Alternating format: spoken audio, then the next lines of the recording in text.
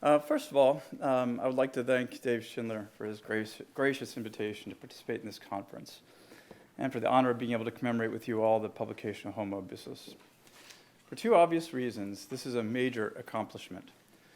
Not only is it one of the most important works of Catholic metaphysics in the 20th century, it is also indispensable to understanding Hans Urs von Balthasar.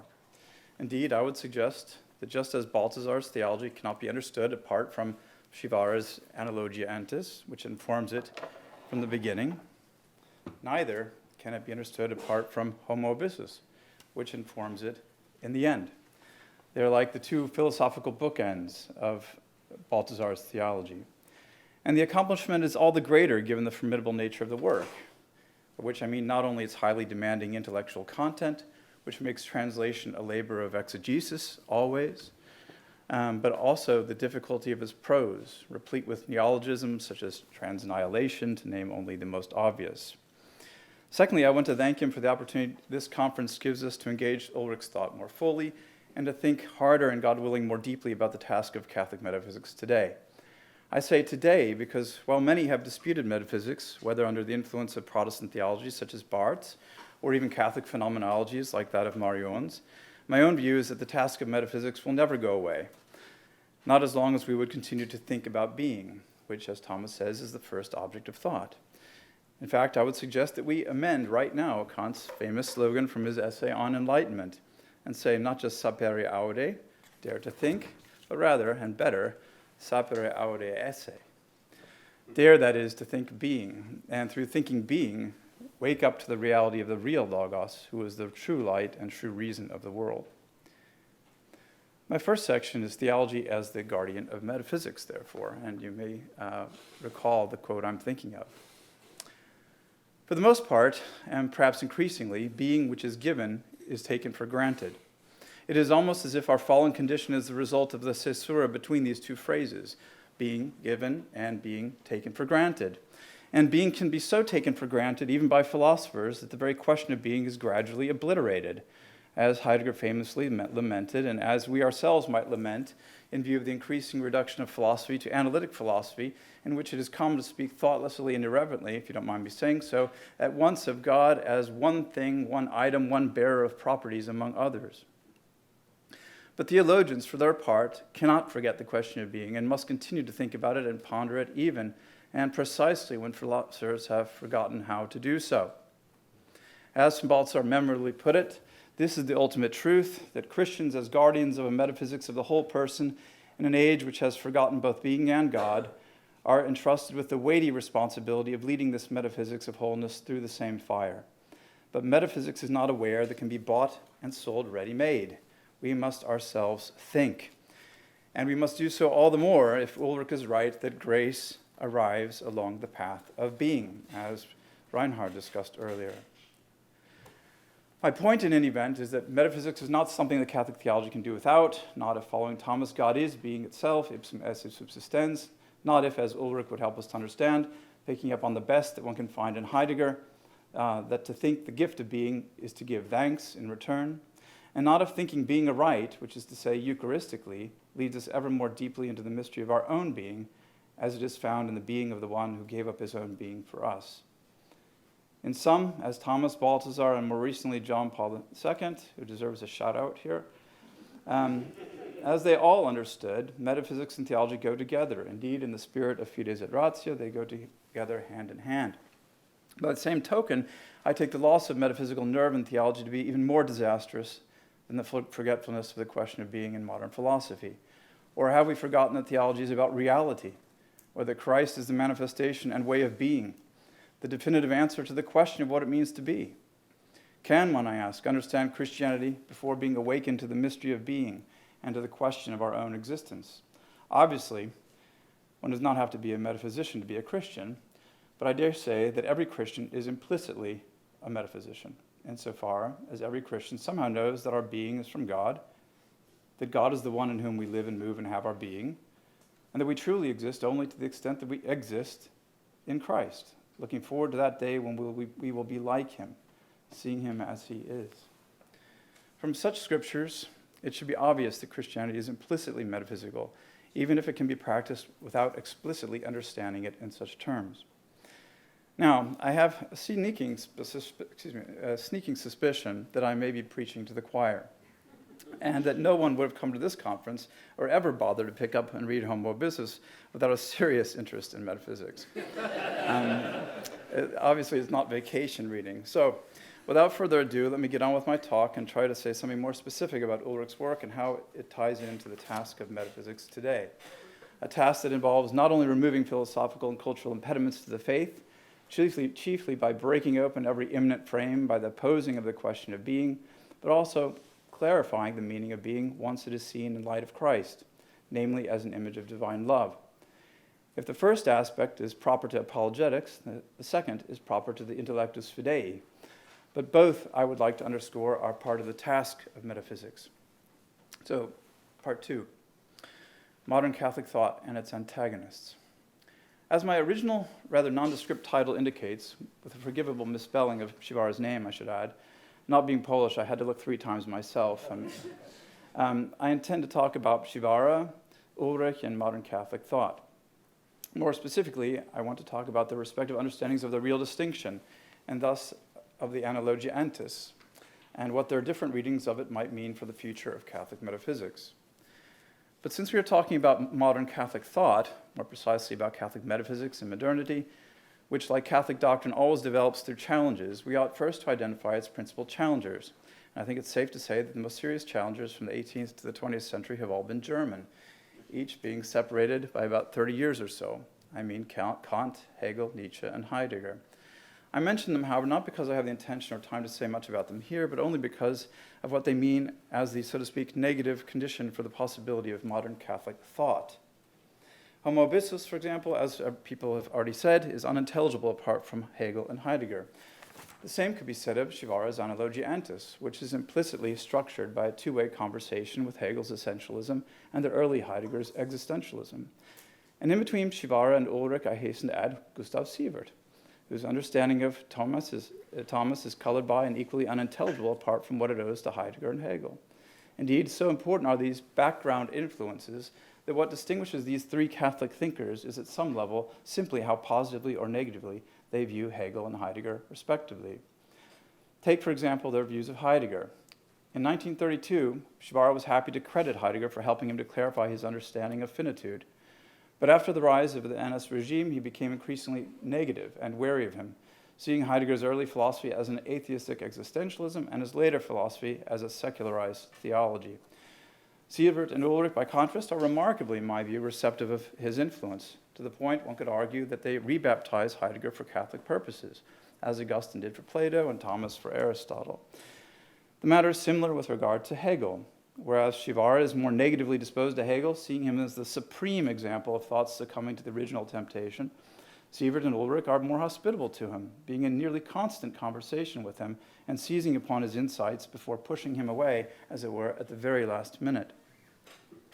But let us be clear, in the end they all reject Hegel. It's just a question of how strongly and how long they wrestle with his provocation. Moreover, they all do so by the same means, each reaffirming and articulating, at times with dizzying degrees of complexity, Thomas's core metaphysical doctrine of the Analogia Antis. But how they understand the Analogia Antis differs. Indeed, as each of them shows, the Analogia Antis, which is grounded in the Thomistic distinction between esse and essentia, admits a range of possible interpretations, which brings me to my proper task. First, to explain these differences, then, having clarified them as much as we can in 15, 20 minutes left, to suggest that the Analogia Antis, which I take to be the core of Catholic metaphysics, and so too of a Catholic doctrine of creation, can be understood fully only when one hears the resonance or rhythmic oscillation between its different intonations or emphases. One emphasis that is peculiar to Shivara, the other that is peculiar, I would say, to Ulrich. How Sievert figures between them is another question, but for reasons of time and inasmuch as Sievert's thought could be said to come to fruition in Ulrich, that's something that Emmanuel might dispute, I will limit myself to a comparison of Shivara and Ulrich. Accordingly, after this admittedly rather lengthy introduction, I begin with how Shivara reads the real distinction with an eye to how he does so vis-a-vis Hegel. So, Shivara's reading of the real distinction. In an early essay from 1925 on Aquinas as a problematica, Shivara poses Thomas against all systematizers, even those who would turn Thomas himself into a system, as he thinks happens typically in the schools.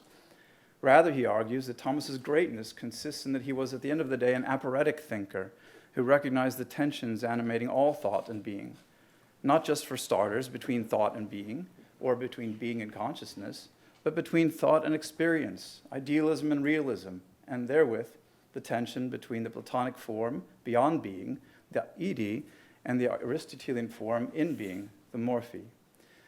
For Shivara, however, the ultimate reason for Thomas's epistemological modesty, and the ground of all these tensions, even that between being and consciousness, is the ontological tension in creatures between essence and existence. As he puts it in 1925, what is the reason for Thomas's epistemological stance? Thomas gives us the answer in his Opusculum de Ente et de Essentia.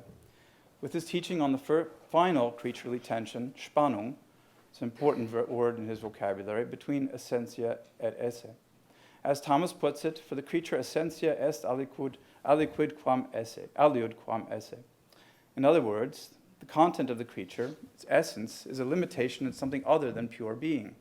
By virtue of the fact that creatures fall apart into a whole variety of different and distinct contents, and I'm quoting him here again, sun and moon, plant and animal, man and angel, flowing, absolute being is contained and limited, stratified into spatial difference and temporal succession. Flowing being before which all contents are ultimately relative is insuperably opposed by the contents that set limits to its flowing and solidify it. There is much to say about this passage, but let's just focus on the phrase fall apart, as in the falling apart of creatures into this and that content by which the purity of being is restricted and, as it were, bottled up. The phrase fall apart, I think we would all admit, sounds pejorative, and you might think that this is simply a function of translation, and that Shivara is not intended to have this negative sense. In point of fact, though, he does, because, and this is quite important, for him, for Thomas, it is only when we see this falling apart, so to speak, of esse and essentia, and fallen reasons, fundamental inability to close the gap between them, between esse and essentia, only then is the metaphysical eye opened to the one in whom esse and essentia are one. Such is the negative apophatic function of the Analogia Entis as he understands it in 1925. And so he concludes his essay by saying that the task is ever more humbly to see through the delusions of all apparently complete systems and to recognize one's true vocation, which is reverent silence before the mysteries. Citing Thomas's famous hymn on the Eucharist, Adoro te devote latens deitas. The following year, we begin to see more clearly what or who is informing his strongly apophatic reading of Aquinas. In 1922, he was more obviously concerned with Max Scheler, whose phenomenology was the subject of his first monograph on Scheler and Newman. By 1926, though, the real bête noire is Hegel. As Shivara puts it in a tellingly entitled essay, Thomas or Hegel, the Thomistic analogy is decidedly opposed to Hegel's univocity. In the case of Hegel, he says, any difference between a creaturely unity of opposites, between essence and existence, and a divine unity of opposites, ultimately disappears, resulting in a, quote, genuinely ontological univocity and not just a conceptual univocity, as one finds in Scotism. For Thomas, however, there is an essentially ontological analogy between the divine unity of essence and existence, understood as an essential identity, and the creaturely unity of opposites between essence and existence. In short, we have here two different and irreconcilable understandings of the relation between God and creation. Whereas Hegel collapses the relation into an identity in which Shivara sees the final fruits of Lutheran theopanism, Thomas maintains the relation as a genuine relation by virtue of a genuine ontological analogy between the non-identity of essence and existence in creatures and an identity of essence and existence in God. Before moving on to Ulrich, however, we have one more aspect of his understanding of the Analogia Entis to consider, namely Shivara's eventual formulation of it in terms of a dramatic tension, a Spannungseinheit, to use his neologism, of essence in and beyond existence, which in the Analogia Entis he calls the formula for every creaturely metaphysics. Now, if up to this point everything seemed relatively clear, or at least one hopes so, This formulation would seem to throw everything into confusion. For isn't it precisely the other way around? Isn't it being that exceeds essence? And shouldn't we therefore say existence or being in and beyond essence, rather than essence in and beyond existence? After all, Shivara's own early reading of De Ente et Essentia would seem to call precisely for this, and not the other formulation. Indeed, he initially presses so hard in this direction that all Platonic Augustinian exemplarism is essentially thrown out the window, for fear that it makes creation too direct a likeness and expression of the divine nature, as though Augustinian exemplarism were one step away from Spinoza or Hegel. I mean, you can see his worries here in the 1920s. So what exactly does Shivara mean by this new formulation? By 1929, we begin to see a shift in his reading of the real distinction, and in fact, a revision of his early article on Thomas from 1925, which was republished in a collection dedicated, as it happens, to Aquinas, his teacher, as he says, his magister. He now says, with regard to his earlier reading, it is undeniable that this first version is constantly intersected by another that proceeds more from the immutability and eternity of pure essence, with respect to which existence is something accidental, ein hinzu commundus. This second version is supported by Thomas's saying that God is his essence. Deus est sua essentia, with emphasis on essentia. And therefore, this version understands the identity of essence and existence in God in terms of content, the content of the divine essence. He then goes on to say with apparent approbation that this version draws out the Augustinianism in Thomas, and that it is in fact the standard Thomistic account of the real distinction, according to which essences are immutable, the essentiae rerum aeternae, but existence being accidental. By 1929, we can therefore identify a turn in his understanding of the real distinction, leading to the formula that we see a few years later, So-Sein in über Dasein. One could, of course, translate this as essence in and above existence, but for various reasons, euphony aside, I would prefer to translate it essence in and beyond existence. How are we doing on time? 15 minutes? Oh. Obviously, it is impossible to flesh out all that Shivara means by this formula, or why he now seems to prefer this more Augustinian version of the real distinction to the earlier, extremely apophatic one. But we can at least clarify a few things with regard to it. Firstly, it means that the being of the creature, while different from its essence, esse aliud quam esse, is not something standing apart from a given essence, as though it existed elsewhere or alongside it, but is rather its act of being. Secondly, it means that the essence of any creature is not something negatively limiting being, but rather a positive form or idea in the mind of God with its own speciosity or beauty. By contrast, the act of being is that whereby whatever is really is what it is. In more aesthetic terms, it is that whereby any form shines, becoming not just noumenal, a merely logical idea, but phenomenal, so that it can be called and beheld as splendid. Thirdly, essentia has a Platonic ring to it, and hence the ring of eternal validity, as in the unchanging essence of the true, the good, and the beautiful. To be sure, instances of the good and the beautiful suggest the realization of the ideal, and thus a unity of essence and existence. But such moments are just moments, flashings, as it were, of essence in existence, which continues to transcend its partial expression in the world of change. Thus, in 1928, he speaks of a tension that can never be mastered in thought between a being that is such, so, and there, da, yet whose such, in fact, always remains to be attained, so that in its purity it is never really there. Fourthly, and finally, the formula is Shivara's shorthand for the drama of philosophy itself, understood as a predictable parade of one or another form of idealism or realism, essentialism or existentialism, rationalism and empiricism, timeless absolutism and historical relativism, and the whole gaudy show of fallen philosophy, rather tiresome at times if you think about it, points back to a misunderstanding of the core metaphysical distinction between essence and existence. Now, before turning to Ulrich, let's quickly take stock of Shivara's position, which is in some sense a rhythmic non-position. He recognizes, one, that creaturely thought and being is fundamentally structured by the tension between essence and existence. Two, that this tension is unmasterable, however much Hegel tried to master it. 3, the creaturely being is therefore fundamentally open. Think potentia obedientialis.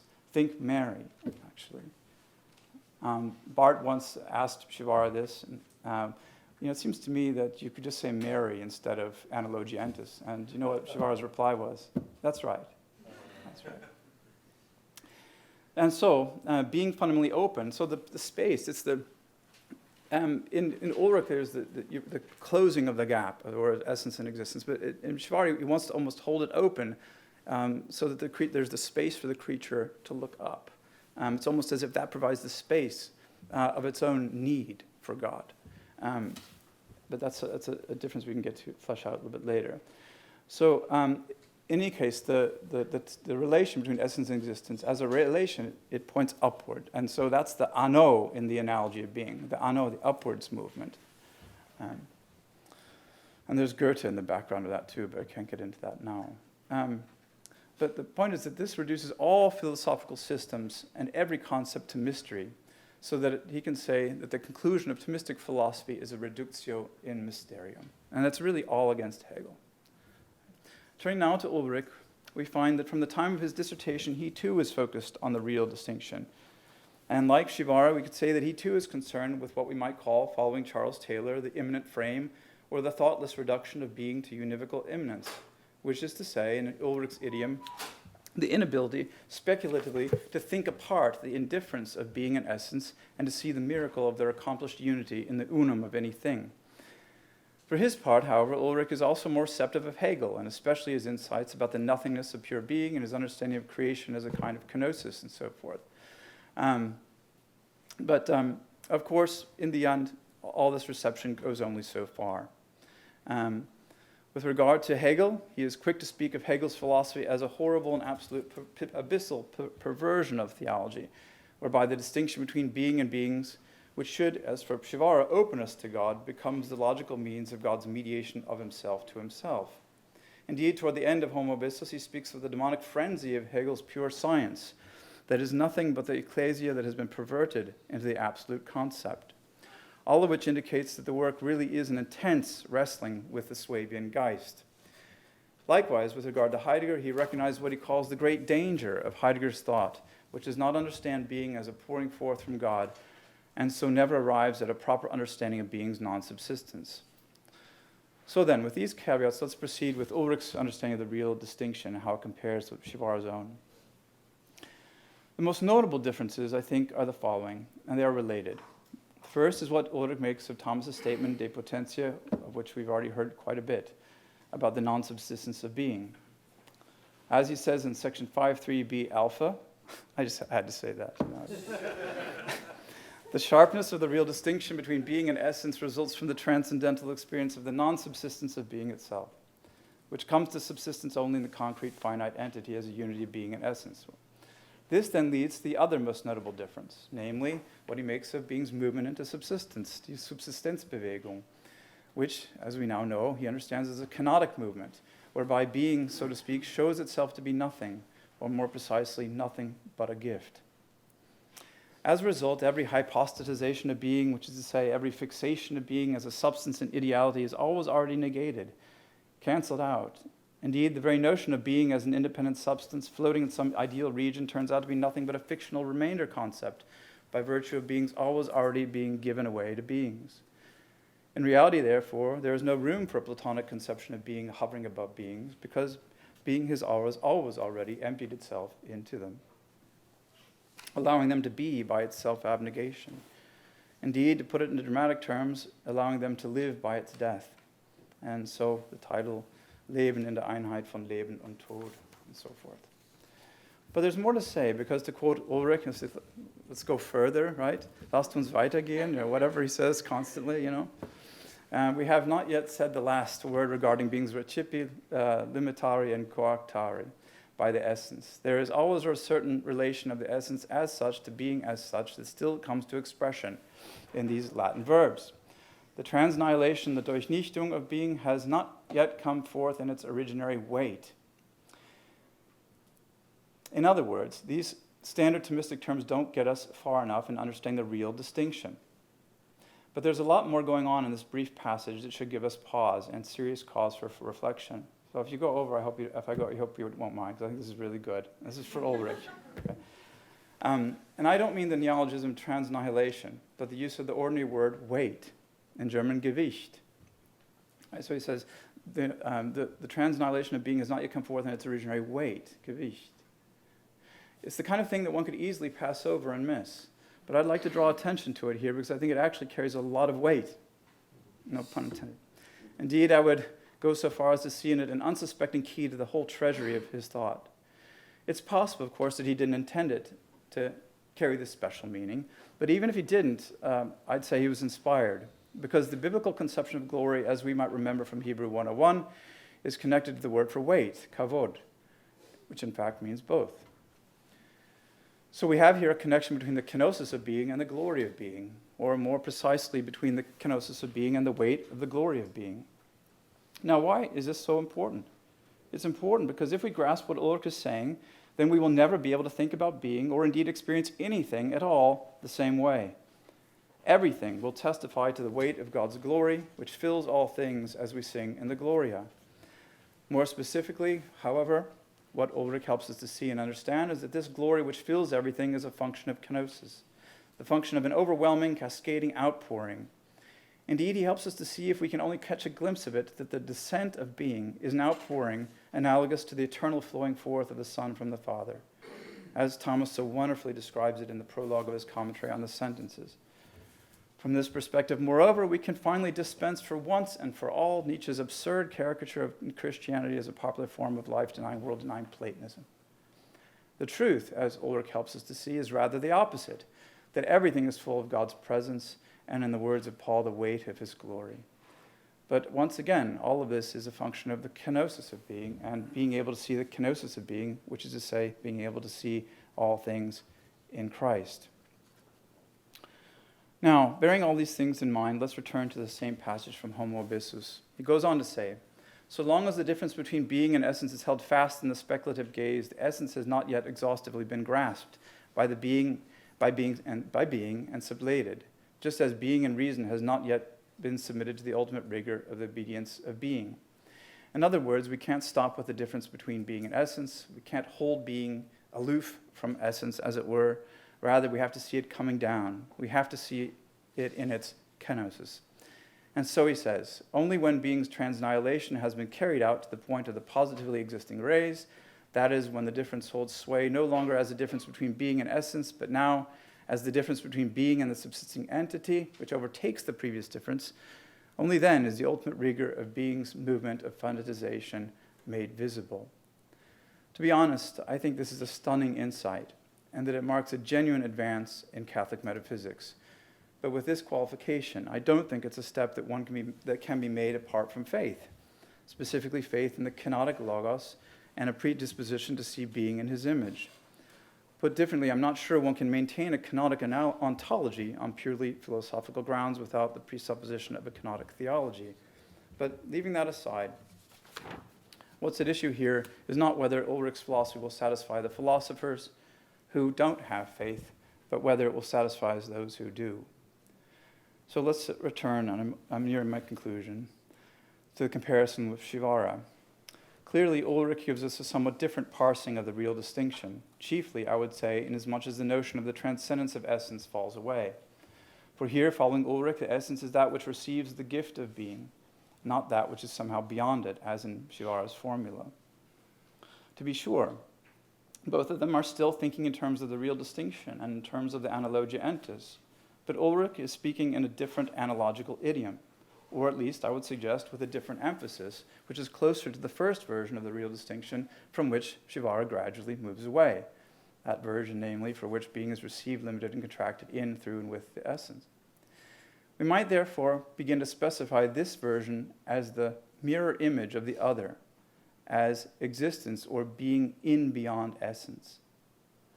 And we would be more than justified in doing so, given Ulrich's repeated emphasis upon the superessentiality of being, the Überwesenhaftigkeit des Seins. But perfectly to mirror Shivara's idiom, giving room for the kenotic sense of being as love, we would have to say that for Ulrich, the idiom of creaturely metaphysics is existence or being beyond in essence, emphasizing the kenotic immanence of being to essence, with yet a further qualification that the kenosis is always already complete, and that any beyond of being is only an ideality, never a reality. So, to repeat, if in Shivara's idiom the final formula of a creaturely metaphysics is essence in and beyond existence, in Ulrich's idiom, the final formula of creaturely metaphysics, whether one call it philosophical or theological, is being beyond in essence. So, my conclusion. Now, all of this may sound extremely abstruse, but I actually believe that we have arrived somewhere. Even if we have only sketched it out, I think we have here the rudiments of a more Catholic metaphysics, which is to say a potentially more complete account of the analogia entis. I mean that within the one analogia entis, the metaphysical idioms of Shivara and Ulrich go together. Shivara's is more philosophical and apophatic. Ulrich's is more theological and cataphatic. While Shivara's formula gives us a greater sense of divine transcendence, Ulrich's, or my rendering of it, gives us a deeper sense of divine immanence.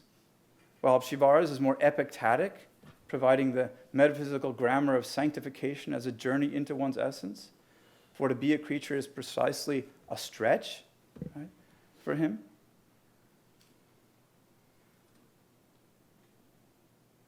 Sorry, it's such a stretch that you might want to take a stretch while I find my place. Ulrich provides us with a deeper sense of the gift of being in every moment and the real beauty of, and allowing us to see the real beauty of everything, every unum in the here and now. In short, one could argue, whereas Shivara's formulation bespeaks the reverence of transcendence, Ulrich's that of the intimacy of love. But before I push Shivara to one side of this analogy, I have to say that he was too great a thinker not to anticipate how these aspects go together. For one thing, he recognized the two versions of the real distinction. He often speaks chiastically with Augustine and Newman of loving reverence and reverent love.